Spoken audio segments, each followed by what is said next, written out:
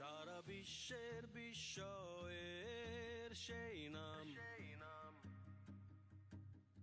বুকের তাজা রক্তে মিটিয়েছি দাম। আমার লাল সবুজের জন্ম পরিচয়ে আজ গৌরবের নতুন সূর্যোদয়। লোভের আগে লজ্জা, দুর্নীতির আগে দেশপ্রেম, অবিচারের আগে সুবিচার, কান্নার আগে হাসি মুখ। আমার আগে আমরা, আমাদের আগে দেশ, ক্ষমতার আগে জনতা, সবার আগে বাংলাদেশ। আমার আগে আমরা, আমাদের আগে দেশ, ক্ষমতার আগে জনতা, সবার আগে বাংলাদেশ।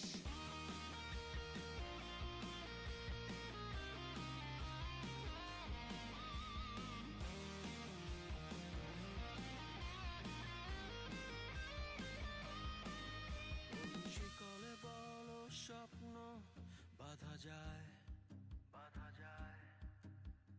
কোন দেয়ালে কোটি ইচ্ছে আটকায়। ফুরিয়ে যাবে অভাব অভিযোগ, সবার জন্য থাকবে সমান সুযোগ। শোষণের আগে অধিকার, ভেদাভেদের আগে সমতা, অপমানের আগে সম্মান, নেতার আগে জনতা।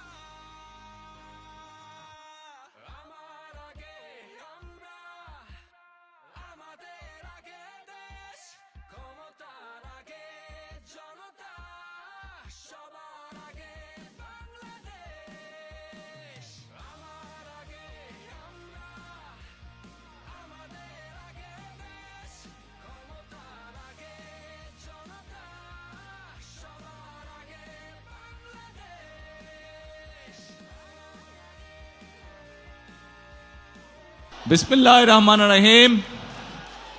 আজকের এই আন্তর্জাতিক মে দিবস উপলক্ষে আয়োজিত বাংলাদেশ জাতীয়তাবাদী শ্রমিক দল কর্তৃক আয়োজিত আজকের এই শ্রমিক সমাবেশের সম্মানিত সভাপতি, মঞ্চে উপস্থিত বাংলাদেশ জাতীয়তাবাদী দল বিএনপির সম্মানিত মহাসচিব, উপস্থিত নেতৃবৃন্দ, আমার সামনে উপস্থিত শ্রমিক দলের ভাই ও বোনেরা এবং উপস্থিত বিএনপি অঙ্গ সহযোগী সংগঠনের প্রিয় ভাই ও বোনেরা, প্রিয় এলাকাবাসী, আসসালামু আলাইকুম। আসসালামু আলাইকুম। কেমন আছেন সবাই? এই যে আমার হাতের বাম দিকে আপনারা কেমন আছেন? আলহামদুলিল্লাহ। হাতের ডানে আলহামদুলিল্লাহ। আর সামনে যারা আছেন আলহামদুলিল্লাহ। প্রিয় ভাই বোনেরা, আজ আন্তর্জাতিক শ্রমিক দিবস।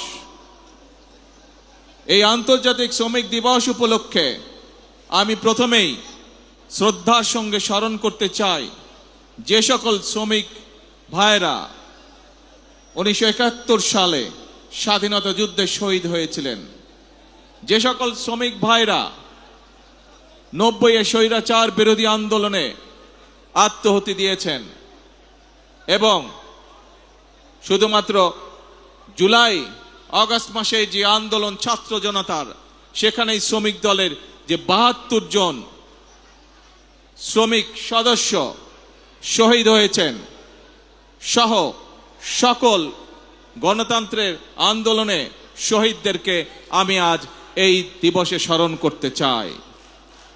প্রিয় ভাই বোনেরা, আজ এখানে আপনারা যারা উপস্থিত আছেন, আপনাদের নিশ্চয়ই মনে আছে অতীতের এই সামান্য কয়েক বছর আগের ঘটনার কথা, 2 থেকে 3 বছর আগের ঘটনার কথা। আজ এখানে আমরা শান্তিপূর্ণভাবে এই সমাবেশের আয়োজন করছি, কিন্তু মাত্র কয়দিন আগের কথা, এই রাজপথ, এই আশেপাশের দালান কোঠা, এই এলাকার প্রতিবেশী ভাইয়ের বোনেরা সকলে সাক্ষী আছেন যে এখানে যখন বিএনপি, শ্রমিক দল, যুব দল, ছাত্র দল, স্বেচ্ছাসেবক মহিলা দল যারাই যখন সমাবেশ করেছে, আমাদেরকে তখন আতঙ্কিত থাকতে হতো কখন সেই স্বৈরাচার বাহিনী হামলা করে বসে। নিশ্চয়ই আপনাদের মনে আছে, আপনারা কি ভুলে গিয়েছেন সেই ঘটনা? ভুলে যাননি। এবং আজ থেকে 2 বছর আগের ঘটনা, প্রায় 2024 সালের 5ই আগস্ট বাংলাদেশের মানুষ স্বৈরাচারকে ছাত্র জনতার আন্দোলনের মাধ্যমে বিদায় করে দিয়েছে এই দেশ থেকে। প্রিয় ভাই বোনেরা, সেই স্বৈরাচারের বিগত প্রায় 1 যুগের বেশি সময় আমরা কি দেখেছি? আমরা দেখেছি শুধু যে শ্রমিককে তার অধিকার থেকে বঞ্চিত করা হয়েছে তা নয়, শুধু যে ছাত্রদেরকে তাদের অধিকার থেকে বঞ্চিত করা হয়েছে তা নয়, শুধু যে শিক্ষকদেরকে তাদের অধিকার থেকে বঞ্চিত করা হয়েছে তা নয়, শুধু যে নারীদেরকে তাদের অধিকার থেকে বঞ্চিত করা হয়েছে তা নয়, এই দেশের প্রত্যেকটি খেটে খাওয়া মানুষকে তার অধিকার থেকে বঞ্চিত করা হয়েছে। এই দেশের মানুষের রাজনৈতিক অধিকার থেকে দেশের মানুষকে বঞ্চিত করা হয়েছে। বঞ্চিত করা হয়েছিল তাদেরকে তাদের অর্থনৈতিক অধিকার থেকে। প্রিয় ভাই বোনেরা, সেজন্যই এই দেশের মানুষ এই দেশ থেকে ছাত্র জনতা ঐক্যবদ্ধভাবে একত্রিত হয়ে গণ অভ্যুত্থানের মাধ্যমে স্বৈরাচারকে বিদায় করেছে এই দেশ থেকে। আমরা দেখেছি স্বৈরাচারের সময় কিভাবে দেশের অর্থনীতিকে লুটপাটের মাধ্যমে ধ্বংস করে দেওয়া হয়েছিল। আমরা দেখেছি কিভাবে দেশের শিল্প কলকারখানাগুলোকে ধীরে ধীরে বন্ধ করে দেওয়া হয়েছিল এবং এক পর্যায়ে গিয়ে ধ্বংস করে দেওয়া হয়েছিল। এবং বিদেশি জিনিসকে কিভাবে এই দেশে আমদানি নির্ভর করে হয়েছিল, এই দেশের পুরো অর্থনীতিকে কিভাবে ধীরে ধীরে আমদানি নির্ভর করে গড়ে তোলা হয়েছিল। আমরা দেখেছি কিভাবে স্বৈরাচারের সময় এই দেশ থেকে এই দেশের শিক্ষা ব্যবস্থাকে ধ্বংস করে দেওয়া হয়েছিল। আমরা দেখেছি এই দেশের স্বাস্থ্য ব্যবস্থাকে স্বৈরাচারের 1 যুগ সময় কিভাবে ধ্বংস করে দেওয়া হয়েছিল। প্রিয় ভাই বোনেরা, যে কয়টি সেক্টরের কথা আপনাদের সামনে আমি তুলে ধরলাম, এই প্রত্যেকটি সেক্টরে হাজারো লক্ষ কোটি শ্রমিক কাজ করে এবং এভাবেই দেশের প্রত্যেকটি সেক্টরকে ধ্বংস করার মাধ্যমে বাংলাদেশের সকল শ্রেণীপেরা মানুষকে আঘাত করা হয়েছিল। বাংলাদেশের শ্রমিকদের ভাগ্য নিয়ে ছিনিমিনি খেলা হয়েছিল সেই দিন। প্রিয় ভাই বোনেরা, 2024 সালের 5ই আগস্ট মানুষ সেই স্বৈরাচারকে দেশ থেকে বিতাড়িত করেছে। এখন শ্রমিক, শিক্ষক, ছাত্র, নারী, পুরুষ সকলে মিলে এখন হচ্ছে দেশ গড়ার পালা। প্রিয় ভাই বোনেরা, আমার সামনে একটি ব্যানার আছে, সেই ব্যানারের মধ্যে লেখা রয়েছে বন্ধ কলকারখানা চালু করতে হবে। প্রিয় ভাই বোনেরা, বর্তমান সরকার বিএনপি সরকার, জনগণের ভোটে নির্বাচিত সরকার এবং সেই জন্যই সরকার গঠিত হওয়ার পরে সাথে সাথেই আমি সংশ্লিষ্ট ব্যক্তিবর্গকে সাথে নিয়ে বসেছি এবং নির্দেশনা দিয়েছি। এবং আপনারা জানলে খুশি হবেন, এই সপ্তাহে গত 1 মাস আগে আমি নির্দেশনা দিয়েছি যে কিভাবে আমরা কত দ্রুত আমরা বন্ধ কলকারখানা কোনটি চালু করতে পারবো, যাতে আবার সেই সকল শ্রমিক যারা কর্মসংস্থান হারিয়ে বেকার হয়ে গিয়েছিল সেই সকল শ্রমিকের কর্মের ব্যবস্থা আমরা করতে পারি। সেই মিটিংটি এই সপ্তাহে আবার নির্ধারিত হয়েছে। ইনশাআল্লাহ বাংলাদেশের অনেকগুলো কলকারখানা যেগুলো বন্ধ হয়ে গিয়েছে বিগত বছরগুলোতে, পর্যায়ক্রমিকভাবে আমরা সেই কলকারখানাগুলোকে আবার চালু করার উদ্যোগ গ্রহণ করেছি। প্রিয় ভাই বোনেরা, শুধু এই বন্ধ কলকারখানা চালু হলেই সকল শ্রমিকের কর্মসংস্থানের ব্যবস্থা হবে না, আমরা জানি। এই শ্রমিকদের পাশাপাশি আরো বহু লক্ষ হাজারো লক্ষ বেকার এখন এই দেশে রয়ে গিয়েছে, যাদের জন্য দেশে আমাদের কর্মসংস্থানের ব্যবস্থা করতে হবে, যাদের জন্য একই সাথে আমাদেরকে বিদেশেও কর্মসংস্থানের ব্যবস্থা করতে হবে। এবং সেই জন্যই আমরা বিদেশি বিনিয়োগকারী সহ দেশীয় বিনিয়োগকারীদের সাথে এরই ভিতরে আলাপ আলোচনা শুরু করেছি। আমরা তাদেরকে উৎসাহ প্রদান করছি, আমরা তাদের বিভিন্ন সমস্যা সমাধানের চেষ্টা করছি, যাতে করে সেই বিনিয়োগকারীরা সে দেশেই হোক অথবা বিদেশি হোক এই দেশে কলকারখানা তৈরি করে। কারণ আমরা জানি এই দেশে কলকারখানা তৈরি হলে এই দেশের শ্রমিকরা কর্মসংস্থানের সুযোগ হবে তাদের। আমরা জানি শ্রমিকরা যদি ভালো থাকে তাহলে বাংলাদেশ ভালো থাকবে। আমরা জানি কৃষকরা যদি ভালো থাকে তাহলে এই বাংলাদেশ ভালো থাকবে। অর্থাৎ সাধারণ খেটে খাওয়া মানুষ যখন ভালো থাকবে তখনই এই দেশ বাংলাদেশ ভালো থাকবে।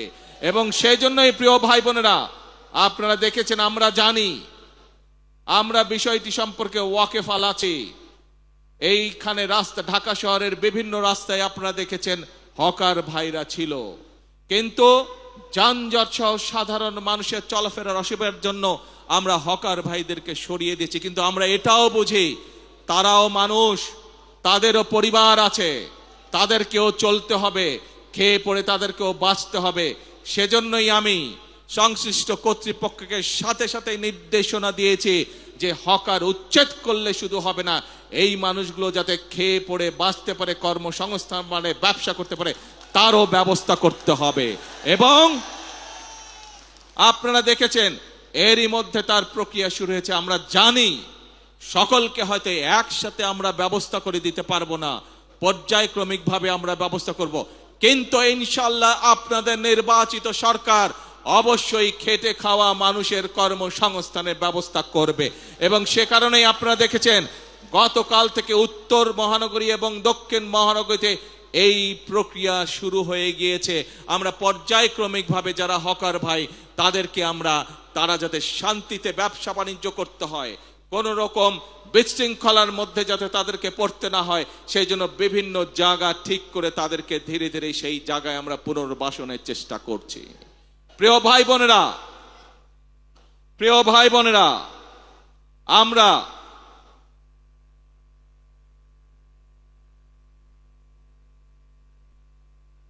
প্রিয় ভাই বোনেরা, আমরা নির্বাচনের 12 তারিখে নির্বাচনের আগে আমরা বলেছিলাম এই দেশকে পুনর্গঠন করা ছাড়া, রাষ্ট্র মেরামত করা ছাড়া কোনো উপায় নাই। এবং শুধুমাত্র নির্বাচনের আগে নয়, আপনাদের নিশ্চয়ই কম বেশি সকলের মনে আছে, আমরা আজ থেকে প্রায় 2.5 বছর 3 বছর আগে বাংলাদেশের প্রত্যেকটি সেক্টরকে কিভাবে রাষ্ট্র পুনর্মেরামত করা যায়, কিভাবে সংস্কার করা যায়, তার প্রত্যেকটি 31 দফা আমরা জনগণের সামনে, দেশের মানুষের সামনে উপস্থাপন করেছিলাম। মনে আছে আপনাদের? মনে আছে। সেখানে আমরা কৃষকদের কথা বলেছি, সেখানে আমরা শ্রমিক ভাইদের কথা বলেছি, সেখানে আমরা ছাত্রদের কথা বলেছি, সেখানে আমরা নারীদের কথা বলেছি, আমরা প্রত্যেকটি শ্রেণী পেশা মানুষের কথা সেদিন আমরা সেখানে বলেছি। কারণ একটু আগেই যেই কথাটি আমি বলেছি যে এই দেশের শ্রমিক ভাইরা বাঁচলে এই দেশের মানুষ সব ভালো থাকবে, এই দেশের শ্রমিকরা বাঁচলে, কৃষকরা বাঁচলে এই দেশের মানুষ ভালো থাকবে। সেজন্যই আমরা কৃষক ভাই সহ, শ্রমিক ভাই সহ, ছাত্র জনতা প্রত্যেকটি মানুষের জন্য এই সরকার কি করতে চায় তার পূর্ণ বিবরণ আমরা আমাদের 31 দফার মধ্যে তুলে ধরেছি। এবং প্রিয় ভাই বোনেরা, আমরা সেজন্য নির্বাচনের আগে বলেছিলাম যে আমরা শ্রেণী পেশা যাদেরকে যেই প্রতিশ্রুতি আমরা দিয়েছি সেই প্রতিশ্রুতি অনুযায়ী আমরা সরকার গঠনে সক্ষম হলে কাজ শুরু করব। এবং আপনারা দেখেছেন আমরা দ্রুততার সাথে সরকার গঠন করার সাথে সাথে আমরা আমাদের প্রতিশ্রুতি কাজগুলা শুরু করেছি। প্রিয় ভাই বোনেরা, নারীদের জন্য যে ফ্যামিলি কার্ডের কথা আমরা বলেছি, এই ফ্যামিলি কার্ড আমার শ্রমিক ভাইয়ের যে স্ত্রীরা আছেন তারা পাবেন। এই ফ্যামিলি কার্ড আমাদের কৃষক ভাইদের যে স্ত্রীরা আছেন তারা পাবেন। একইভাবে আমাদের প্রাইমারি শিক্ষক যারা আছেন তাদের স্ত্রীরা পাবেন। অর্থাৎ এটি সকলের কাছে ধীরে ধীরে সকল পরিবারের কাছে পৌঁছবে। শ্রমিক ভাইরা যেরকম একদিকে কলে কারখানায় পরিশ্রম করে, কলকারখানাকে পরিশ্রম করে যেরকম দেশের অর্থনীতিকে মজবুত করে গড়ে তুলতে সহযোগিতা করবেন, একইভাবে রাষ্ট্র তার পরিবারের পাশে দাঁড়াবে যাতে তাকে পরিবারকে নিয়ে দুশ্চিন্তা করতে না হয়। একইভাবে আমরা ধীরে ধীরে দেশের শিক্ষা ব্যবস্থাকে গড়ে তুলতে চাই যাতে করে খেটে খাওয়া মানুষের সন্তানদেরকে লেখাপড়া নিয়ে চিন্তা করতে না হয় তাদের সন্তানদের জন্য। প্রিয় ভাই বোনেরা, একইভাবে আপনারা দেখেছেন আমরা কৃষক ভাইদের পাশে দাঁড়িয়েছি। কৃষক ভাইদের 10,000 টাকা পর্যন্ত কৃষি ঋণ আমরা মৌকুফ করে বলেছিলাম, সেই কৃষি ঋণও আমরা মৌকুফ করেছি। প্রিয় ভাই বোনেরা, আমরা শুধু কৃষক ভাইদের কৃষি ঋণই মৌকুফ করিনি, আমরা একই সাথে বলেছিলাম যে তাদেরকে আমরা কৃষক কার্ড দেব। সেই কৃষক কার্ড দেওয়ার কাজও আমরা প্রিয় ভাই বোনেরা শুরু করেছি। প্রিয় ভাই বোনেরা, আমরা বলেছিলাম এই দেশের আমাদের যে পরবর্তী প্রজন্ম আছে তাদের ভেতর থেকে আমরা পেশাদার খেলোয়াড় তৈরি করতে চাই। আজ কৃষক পরিবারের সদস্য হোক, শ্রমিক পরিবারের সদস্য হোক, শিক্ষক পরিবারের সদস্য হোক, এইরকম হাজারো পরিবারের সদস্যদের সন্তানরা আছে যারা খেলাধুলায় ভালো।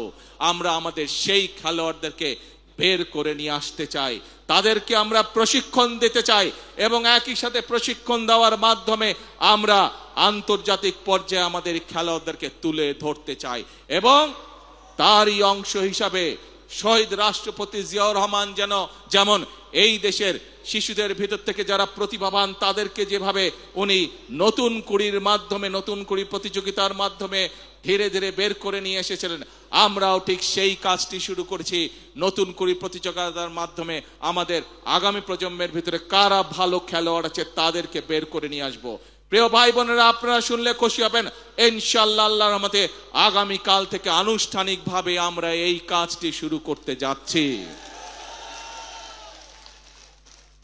প্রিয় ভাই বোনেরা, শ্রমিক বলুন, কৃষক বলুন, নারী বলুন, যুবক বলুন, যার কথাই বলুন না কেন, আমাদের দেশের অধিকাংশ মানুষ এখনো গ্রামে বসবাস করে।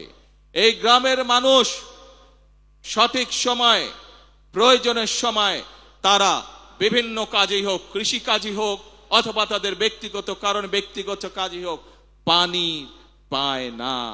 যে পানির অপর নাম জীবন, সেই পানি তারা সঠিকভাবে পায় না। সেজন্যই আপনারা দেখেছেন শহীদ জিয়ার সেই বিখ্যাত কর্মসূচি খাল খনন আমরা শুরু করেছি। যেই খাল খননের মাধ্যমে কৃষক ভাইদেরকে যেমন পানির সুবিধা, সেচ সুবিধা পৌঁছে দেব আমরা, ঠিক একইভাবে গ্রামের মানুষ যাতে সহজেই পানির চাহিদা পূরণ করতে পারে সেটি অন্যতম কারণ এই খাল খনন। এর মাধ্যমে কৃষক ভাইরা যেমন সুবিধা পাবে, একইভাবে গ্রামের খেটে খাওয়া সাধারণ মানুষও সেইভাবে একইভাবে সুবিধা পাবে। উপস্থিত প্রিয় ভাই বোনেরা, আজ আমাদেরকে একটি সময় এসেছে যখন আমাদেরকে ঐক্যবদ্ধ হতে হবে।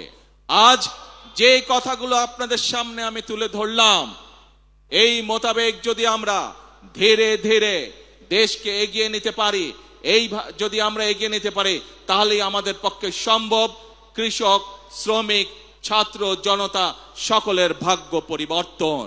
এবং এই মানুষগুলোর ভাগ্য পরিবর্তন হলেই দেশের ভাগ্যের পরিবর্তন একমাত্র সম্ভব। প্রিয় ভাই বোনেরা, বাংলাদেশের মানুষ 12 তারিখ থেকে আবারও সেই হারিয়ে যাওয়া গণতান্ত্রিক যাত্রা শুরু করেছে।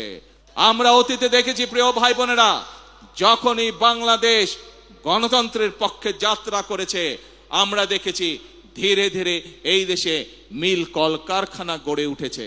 প্রিয় ভাই বোনেরা, আমরা দেখেছি অতীতে যখনই বাংলাদেশ গণতন্ত্রের পক্ষে যাত্রা শুরু করেছে, তখনই বাংলাদেশের অর্থনীতি ধীরে ধীরে শক্তিশালী হওয়া ধরেছিল।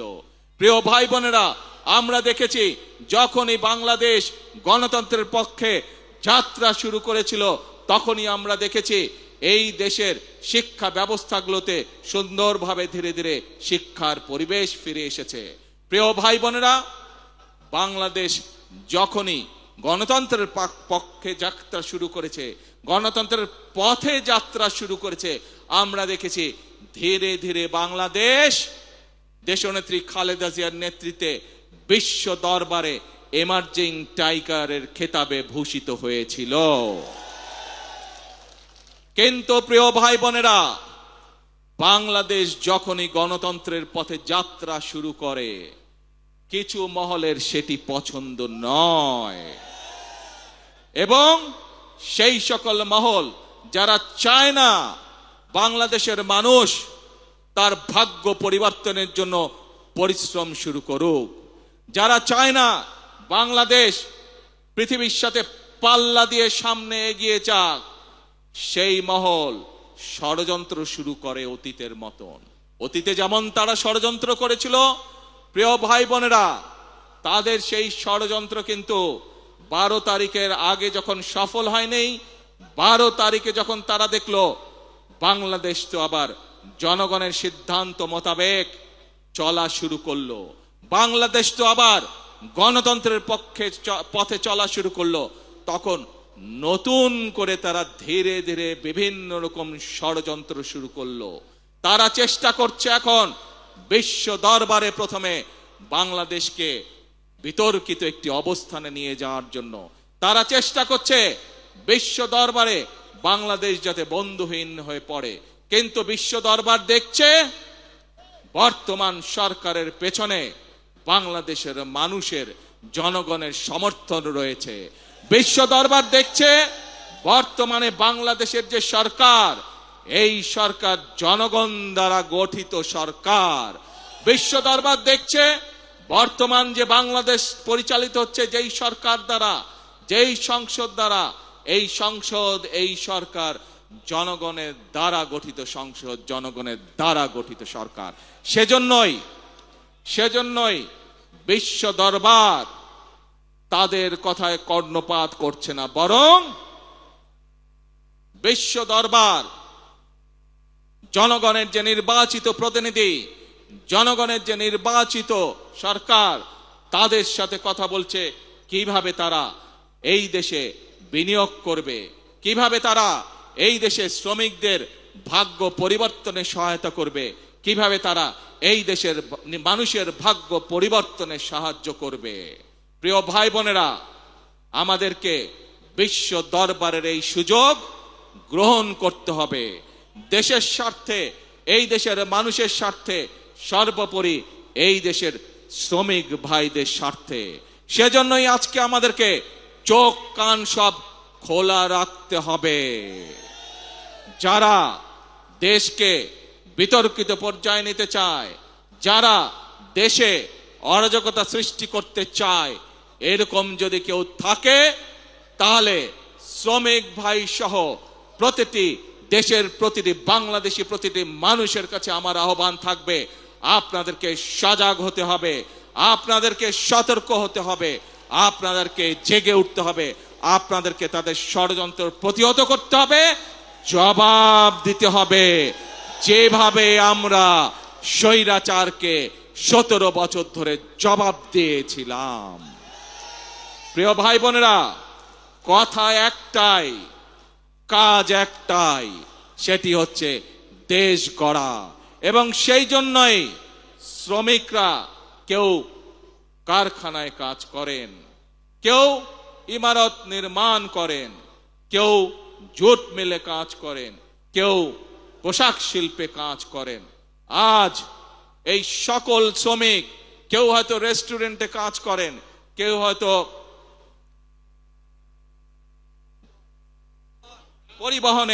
পরিবহনে কাজ করেন, বিভিন্ন পর্যায়ে বিভিন্ন শ্রেণীতে শ্রমিক ভাইরা আছেন।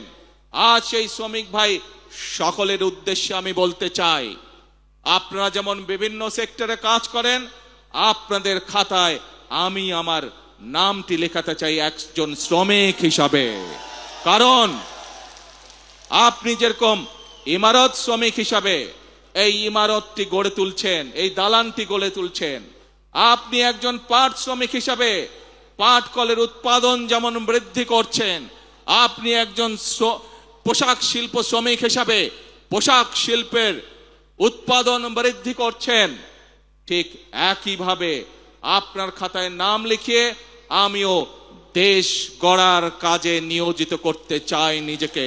সেই জন্য আমি মনে করি এবং একই সাথে আমি মন্ত্রী পরিষদের সকল সদস্যের নাম শ্রমিক হিসাবে অন্তর্ভুক্ত করতে চাই, কারণ আপনারা যেমন এক একটি জিনিস গড়ে তুলছেন, আমরা আপনাদের পাশে থেকে দেশ গড়ার কাজে হাত দিতে চাই, দেশকে গড়তে চাই।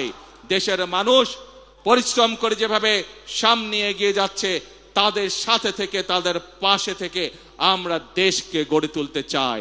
এজন্যই প্রিয় ভাই বোনেরা, আমাদের নির্বাচনের সময় স্লোগান ছিল করব কাজ সবার আগে। এইটি হচ্ছে আমাদের স্লোগান, এইটি হচ্ছে আমাদের বর্তমান স্লোগান, এইটি হচ্ছে আমাদের ভবিষ্যৎ স্লোগান। যেই স্লোগানের বলে বলিয়ান হয়ে ইনশাআল্লাহ আমরা এই প্রিয় মাতৃভূমিকে আমাদের প্রত্যাশিত বাংলাদেশ হিসেবে গড়ে তুলতে পারবো।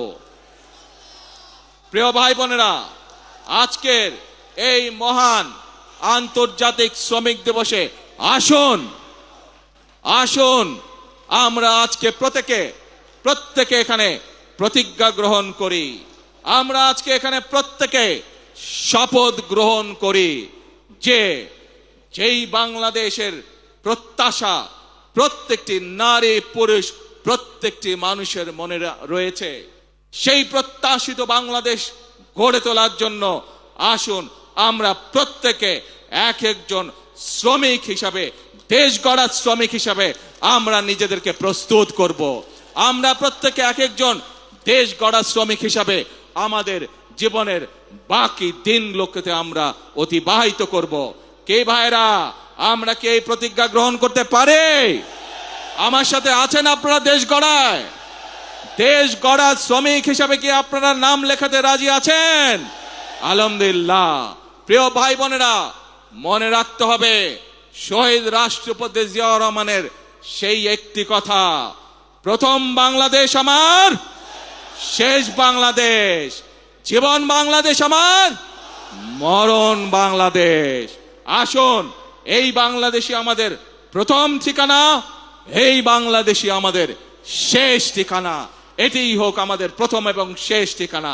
আজ আবারও দেশ গড়ার প্রত্যয় ব্যক্ত করে, দেশ গড়ার শপথ ব্যক্ত করে আমি আমার বক্তব্য শেষ করছি। বক্তব্য শেষ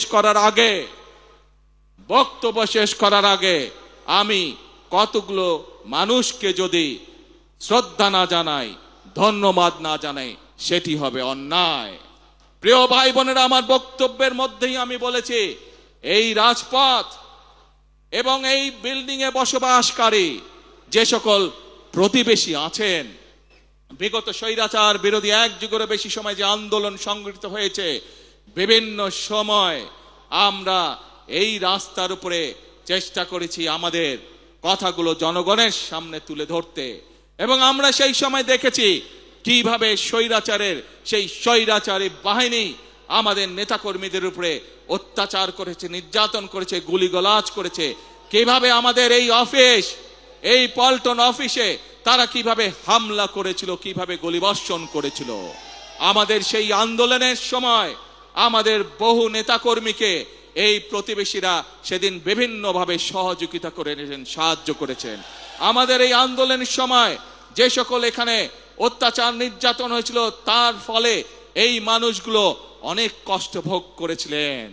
আমি আজ এখানে বসবাসকারী যে সকল প্রতিবেশী আছেন, আমাদের বিভিন্ন দোকানপাট থেকে শুরু করে বিভিন্ন অ্যাপার্টমেন্টের যে সকল প্রতিবেশী আছেন, তাদেরকে আমি আমাদের নেতাকর্মীদেরকে বিভিন্ন সময় সাহায্য সহযোগিতা করার জন্য আমি আন্তরিকভাবে দলের পক্ষ থেকে তাদেরকে আন্তরিকভাবে ধন্যবাদ জানাই।